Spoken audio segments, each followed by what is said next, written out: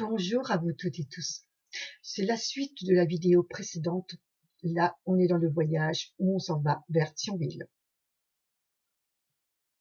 Pourquoi Thionville? J'en sais rien. Je voulais aller plus loin. Je dépasse mes limites, toujours aller plus loin dans mes limites, toujours aller plus loin dans l'inconnu, toujours aller plus loin dans ce que l'on peut trouver à droite, à gauche, errer dans les rues, errer au bord de l'eau, de la plage, d'une plage, observer, regarder autour de soi, rencontrer des gens de la rue, rencontrer des gens qui ont des problèmes. Et donc c'est vrai que dans cette ville de Thionville, je rencontre un monsieur qui s'occupe de gens de cas sociaux, donc des gens qui ont été battus, des gens qui ont connu beaucoup de déboires dans la vie. Donc j'en ai connu ma part, ma dose. Et donc des gens qui sont complètement perdus avec eux-mêmes, ce que j'étais perdu avec moi-même. Donc il me donne un plan, il me donne des adresses, il m'entoure des adresses pour aller voir son social, pour aller voir d'autres lieux, le 115 pour téléphoner à l'hôtel qui accueille les gens sans abri. Et puis, eh bien, je prends contact d'aller voir une assistante sociale que je devais revoir le lendemain et le surlendemain. J'étais suivie, je crois, tous les jours.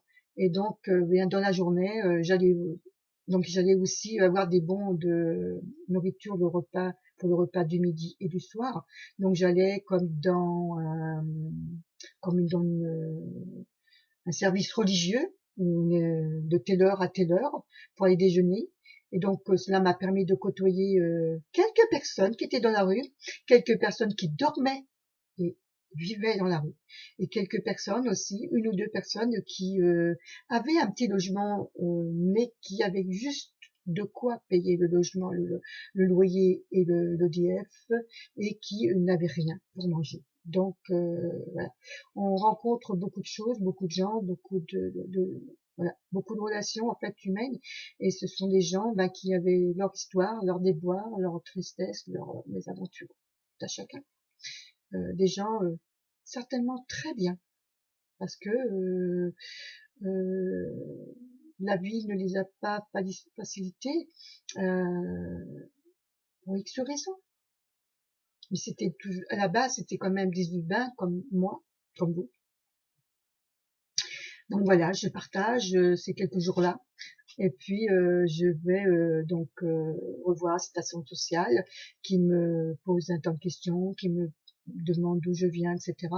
Et que j'explique ce que je vivais. Et elle me dit, au bout du deuxième, troisième jour, elle me dit, vous allez devoir repartir chez votre fils, vous avez un logement, et là-bas, quand vous serez de retour, vous irez voir votre assistante sociale.